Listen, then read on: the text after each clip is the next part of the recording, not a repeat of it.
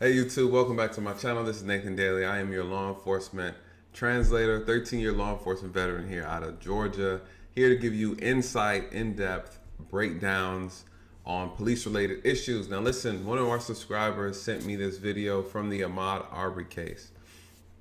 Now this is interesting. This is actually a body cam video from the officer the moment he arrived on the scene. Now, I want to give you guys a disclaimer. You can see Ahmaud Arbery's body, but it's actually blurred out, so you cannot see anything. But I just wanted to give that disclaimer in reference to that. Now, what's interesting about this, the video is only about 3 minutes long. While the video is playing, I am going to pause it at key moments, things that I believe needs to be addressed and needs to be pointed out. Certain things that you guys probably would not have normally recognized, okay? So I'm going to do better about not pausing too much or breaking the video down too much, but if it is key, I will stop it and give a brief explanation so that you guys are aware, right? And the whole purpose for this is to really show you guys, what does an actual law enforcement investigation look like involving a homicide, and then also not just that, where are the issues that went wrong? Why are they wrong? Okay, so my job with this video is to really point those things out and to help you guys get a better understanding of why people have an issue.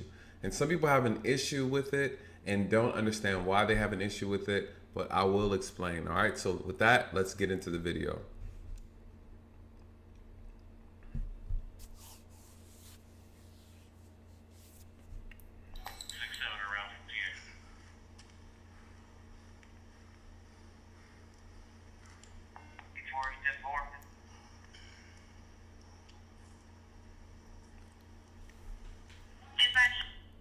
Okay, outside of the obvious, okay, I have to stop it here. Outside of the obvious, the officer never rendered aid, okay? Sometimes, no matter how bad we think as officers the situation might be, we still need to check a pulse. We still need to render aid. There's a possibility of things that we can do in that moment could save the person's life. So as we know, the officer never rendered aid. He's kind of just looking over the body, but he's not doing anything. Let me point out something that's extremely dangerous. Mind you guys, this is a murder scene. This is a murder investigation at this point. What you have is, one, you have the actual shooter, which the officer probably doesn't know who the shooter is at the moment, but he knows the two are involved. Immediately he sees that Travis has blood covered all over his arm, and then you have another subject who was there at the scene when you arrived. He's going to his vehicle.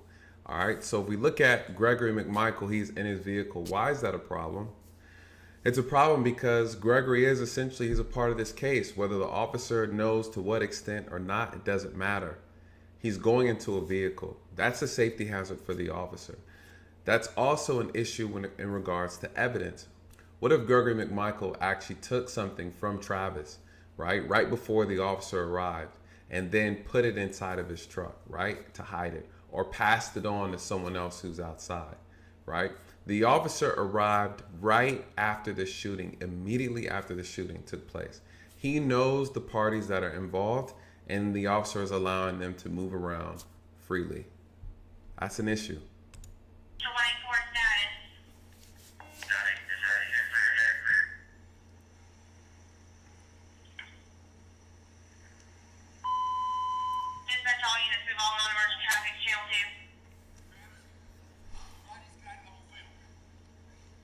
Alright guys, everybody's got their weapons up, correct? Everybody's got the weapons. Okay. Dispatch, roll a squad. I'm 10-4. He had no choice. Clear 10-4. He had no choice. You know where he got shot at, man? He shot on the front side too? Okay, alright. Dispatch 24, I need to know if you were involved. Negative. It's gonna be a black male, middle of the roadway. Looks like about mid-20s. 136. Go ahead and start this way, please. Exact address? Satilla Drive at Holmes. All right, I gotta stop it again, you guys. Here's the thing. Let me back it up a little bit. I want you to see what I'm looking at. Okay, here's a problem. Here's a problem.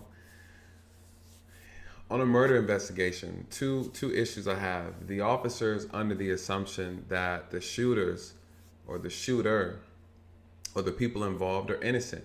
He assumed that they are innocent.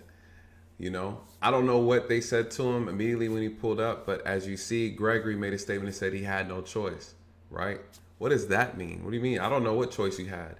How should this have been done, right? What should the officer have done differently? There's a couple issues here, right? The officer doesn't have backup. He's there by himself. He's there by himself with two people who just shot and killed someone. Then he asked those two suspects, hey, did you guys put the guns up? Yeah, we put the guns up. What? What? Wow. This is my first time seeing this, you guys. This is blowing my mind. And you know I did a review on the other videos. But this here, no, this is bad. This is really bad. You have the father and this, you have Gregory and Travis walking together, right? What if they're putting together an alibi? What if they're saying, hey, let's do this with the evidence, let's do that with, what if they're trying to get their stories together, right? Suspects should be separated at the scene. They're supposed to be separated. They're involved in a homicide. They should have been detained and they should have been separated, and the officer should have been the one to secure the weapons, right? They're walking off into the sunset. The officer now turns his back and goes back to his car. Again, the officer has this comfort, this casual demeanor, as if these gentlemen are innocent. At the time, you don't know. As an officer, you cannot assume. You cannot assume. And that right there could have cost the officer his life, to be completely honest with you. The moment he turned his back, he assumed that these gentlemen put their weapons up. What if they still had a weapon on them, right? What if they were trying to plant evidence on the body, but the officer got there too soon, right? And they knew, or maybe thought that they weren't going to get away with it, so they decided to take the officer at gunpoint, right? All these things and scenarios are very, very possible.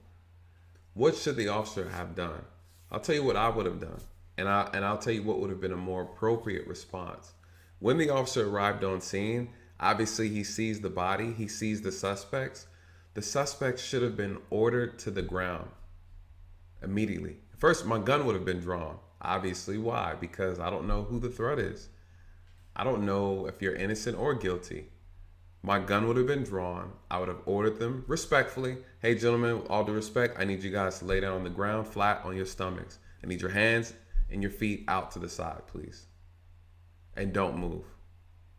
I would have had them at gunpoint, right? Oh, officer, we're innocent. I just need you to do what I asked you to do.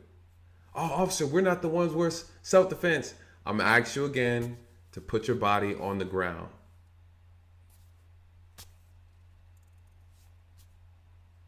Put your body on the ground now. You get what I'm saying? And then what? Units, I need you guys to step up. I have two suspects at gunpoint. Would have went over, right? When the scene is safe, they're secure, their hands are out. I would have did a visual look to see if the victim was still alive. Right? You can't take your eyes off the suspect. Even in the corner, you see the third suspect. You don't even know if he's involved or not at the time. You just see a gentleman sitting. That's Roddy Bryant in the back, right next to the truck, right? He's back there. You don't even know if he's involved. You have a third person who could have had a weapon as well to pick the officer off. This is poorly executed. There's all type of safety issues going on in this situation. There's all kinds of just violations going on. I can't even imagine this investigation was handled so poorly. It blows my mind. So let me go forward, you guys. I can ramble forever about this. Satilla Drive at Holmes Road. Satilla Drive at Holmes Road. I need a unit to bring me some caution tape. The officer has no caution tape.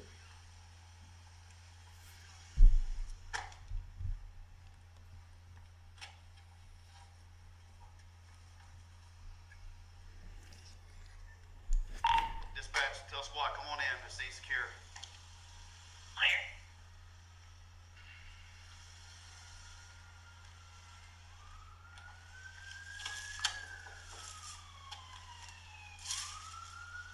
I got to stop it again. If you look back at the truck, where do you see Gregory McMichael? He's in his truck. He just spent a few seconds over with Travis, right, McMichael, and he's talking to him, doing whatever. We don't know what he exchanged, what they could have said to each other. Now he's back at his truck. You guys, that's evidence. His truck is evidence. Okay, he's in his truck.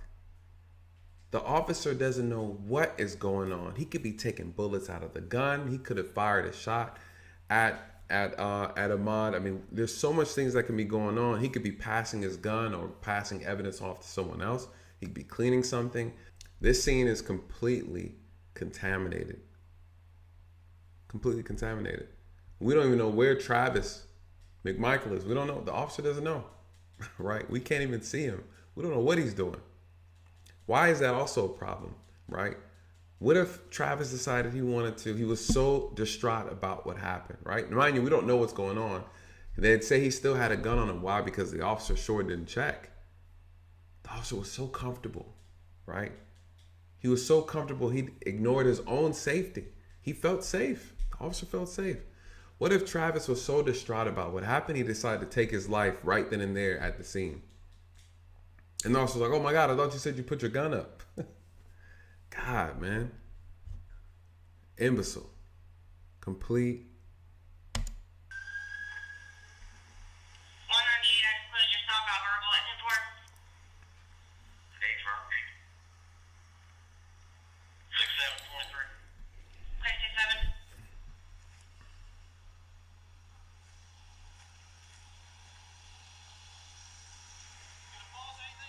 No. He's about to be 10-7, man. No, that's them. Yeah, right here. That's the end of the video. It goes off. One more thing I want to show you though. I'm gonna back up. You guys probably didn't notice this, but I want to point this out.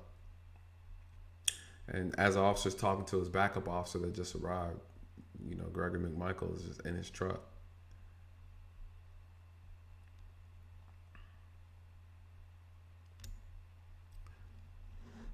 Okay, let's take a look at this. This is the shooter. This is the shooter, the suspect. Look what he's doing. On the front side, too. Okay, all right.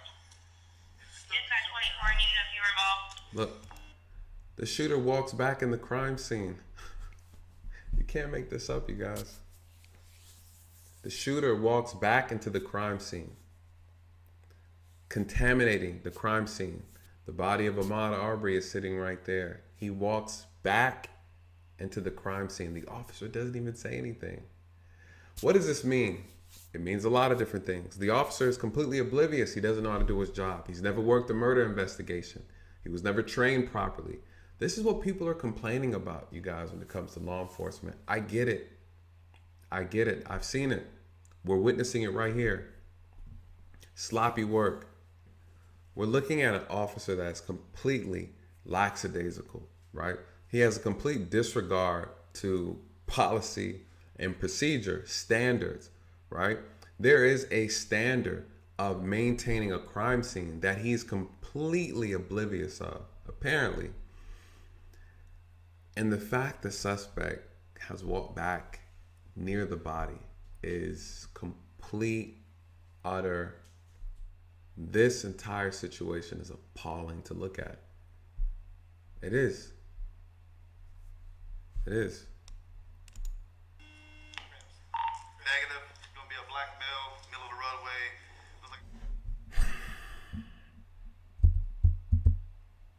Wow. Well, listen, you guys, I had to break that down. It's a very short video clip, but I wanted to give you my perspective on it. Listen, that's not how it's supposed to work, and that's definitely not how I was trained. And listen, you guys, it brings up a very good point, okay? All officers are not created equal, okay? We're not trained the same. You have officers from one city to another city, from another county. They're not all trained the same. We don't all have the same experience. And I know it sounds crazy, but this is the truth. And this is not to justify that behavior, because regardless, that approach that that officer took was completely wrong, and it was appalling to watch.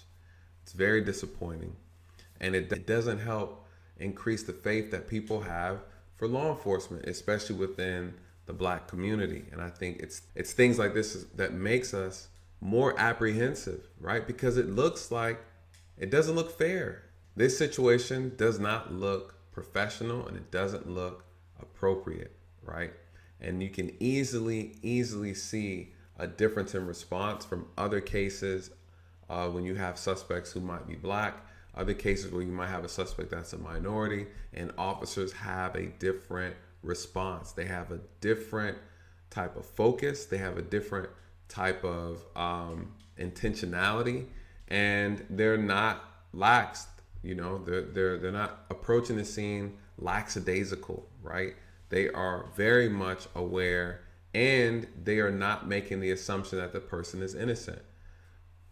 The McMicheals should have been taken to the ground. They should have been searched.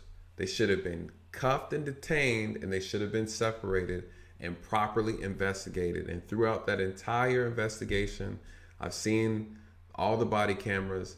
And one of the things that's very interesting to me is that the officers allowed them to roam throughout the crime scene during the entire investigation. And that is not appropriate. It also sends the wrong message. And at the end of the day, it makes for a very sloppy investigation. You know, I believe that department should have a top-down review on, hey, what is a proper way for us to conduct a crime scene and an investigation of murder? And it needs to be consistent no matter who the victim is. All right. Anyways, you guys, with that, I'm out. Let me know your thoughts. I hope you found this video valuable. Curious to know what you guys think. And with that, I appreciate your support. We are at 900 and we are getting up there, you guys. I'm so excited. Again, I appreciate you so much. Welcome to my channel, to the new subscribers. And again, with that, I'm out. Good night. God bless.